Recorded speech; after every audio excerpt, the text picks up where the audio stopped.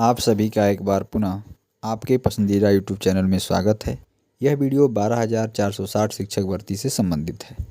जैसा कि आप सभी को पता था कि सुप्रीम कोर्ट में 9 मई को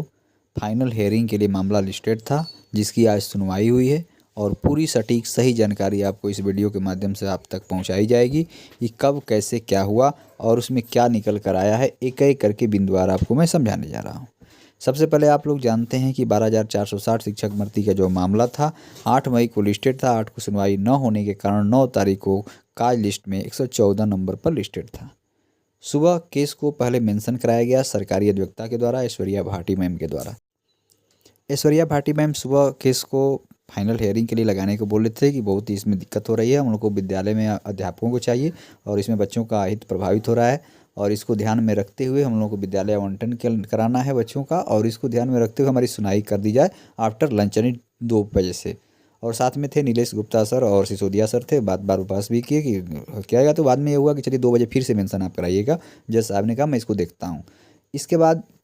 जैसे ही मामला की लगातार हेयरिंग चलती रही, 102, 103, 104 ऐसे चलते चलते 113 नंबर लास्ट तक चला और मात्र अब 10 मिनट 8 से 10 मिनट रह गए थे लंच होने में 1 बजने में। तो फिर से मामले का 114 नंबर का जैसे ही नंबर आया तो सिसोदिया सर ने अपना बहस शुरू किया और वहीं पर भाटी मैम थी सरकार की तरफ से और दोनों ने अपनी बहुत जोरदार बहस की और उसमें पटवारिया वहाँ पर मौजूद थे। वो केवल बार बार अपनी डेट की मांग कर रहे थे कि मुझे अगले सप्ताह डेट दिया जाए सर, मुझे अगले सप्ताह वेडनेसडे और फ्राइडे क्या कर रहे थे, बार बार कर दे बुधवार और बृहस्पतिवार में दे दीजिए, कंटिन्यू सुनवाई हो जाएगी। लेकिन जज साहब ने कहा कि केवल आपको एक प्रॉब्लम हो रही है और यहाँ जितने लोग हैं इनको प्रॉब्लम नहीं है, तो मैं लंच के बाद सुन लेता हूँ। और बार बार जब रिक्वेस्ट किए तो ये कहे पटवारी ठीक है, आपके सुनने के बाद ही कोई को मैं आर्डर इसमें आगे बढ़ाऊंगा, आप जब सुन लिया जाएगा तभी कुछ होगा। और उनको आश्वस्त किए और उसके बाद वो चले गए और लंच के बाद फिर से सुनवाई हुई। तो एक अच्छी बात ये निकल कर आई कि वकीलों का जो एक अच्छा पैनल था सरकारी अधिवक्ता के सहयोग में जो खड़ा था, जो लोग किए थे, चाहे नीलेश गुप्ता हो सिसोदिया हो, जो बहुत से लोग वहाँ पर थे, दिनेश द्विवेदी थे, तो जितने लोग थे तो इससे ये होता है कि भाटी मैम को भी अच्छा सपोर्ट मिल रहा था और जज को भी लग रहा था कि ये लोग बहुत ही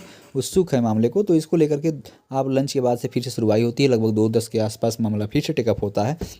और मामले को एक एक करके पॉइंट दर पॉइंट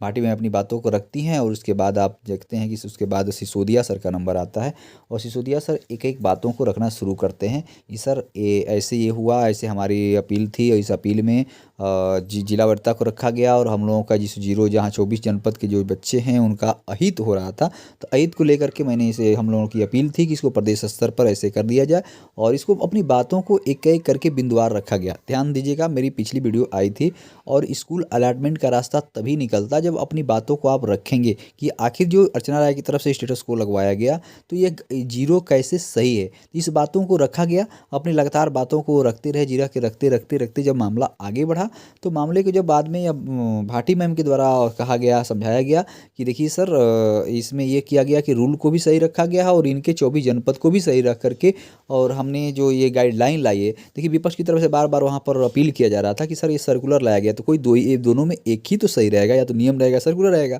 तो वहाँ जज ने बीच में लाया और कहा कि देखिए मैम भाटी मैम कह रही गाइडलाइन लाया गया है और उस गाइडलाइन के आधार पर ही भर्ती प्रक्रिया किया गया और बार बार हाई मेरिटोरियस की बात की जा रही थी, मेरिट को प्राथमिकता में लाया जा रहा था। लगभग 50 मिनट के आसपास तक लंबी बहस चली और उसका फलस्वरूप ये रहे कि जज साहब ने एक एक बातों को अच्छे से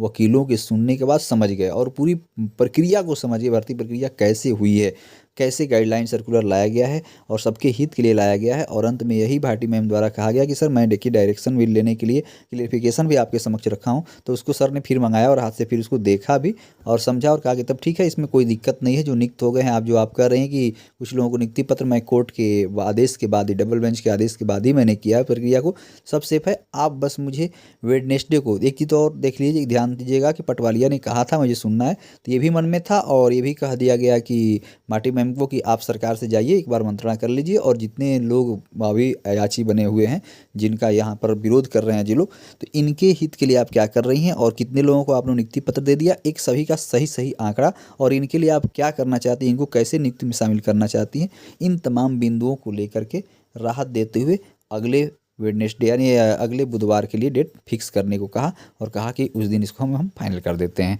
तो स्कूल अलॉटमेंट का रास्ता यहाँ से इसलिए खुल जाता है कि सरकारी अधिवक्ता के पाले में सब कुछ आया और सरकारी अधिवक्ता ने कहा कि इतने लोग, लगभग 11,000 लोगों को मैंने नियुक्ति पत्र प्रदान कर दिया है और इस प्रक्रिया को मैं चाहता हूँ सर। तो उसमें खाली पदों की बात बार बार आ रही थी। तो एक चीज़ जान दीजिए, बहुत बहस की बात नहीं सोचना है। जितनी बहस लंबी डेट तक चली, सभी को हम लोगों ने ध्यान से देखा सुना,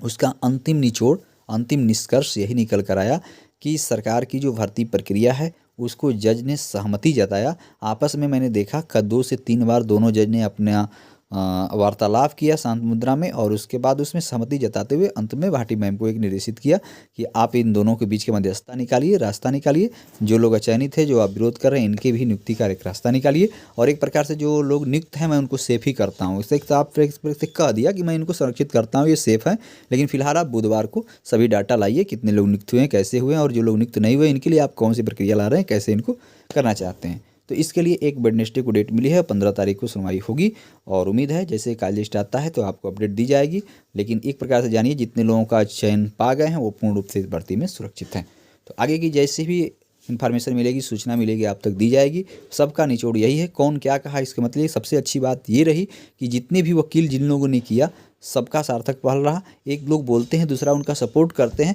तो अपने आप उनको भी एक ऊर्जा मिलती है और अगले को भी लगता है कि सब लोग उसके फेवर में हैं। तो एक अच्छी बहस आपको यहाँ पर देखने की मिली, चाहे वहाँ पर भाटी मैम हो, रवि की टीम के सिसोदिया सर हो या दिनेश द्विवेदी हो या नीरज गुप्ता, ये सभी लोगों ने अच्छी बहस की वहाँ पर और इसका नतीजा रहा कि स्कूल अलॉटमेंट का एक रास्ता एक प्रकार से पूर्ण रूप खुल चुका है। अब केवल आपको इंतजार करना है 15 तारीख का कि उस दिन मामले की सुनवाई हो जाए। बस आज के लिए इतना ही। आगे जैसे ही वीडियो में कुछ मिलेगा आप तक पहुंचाई जाएगी। धन्यवाद।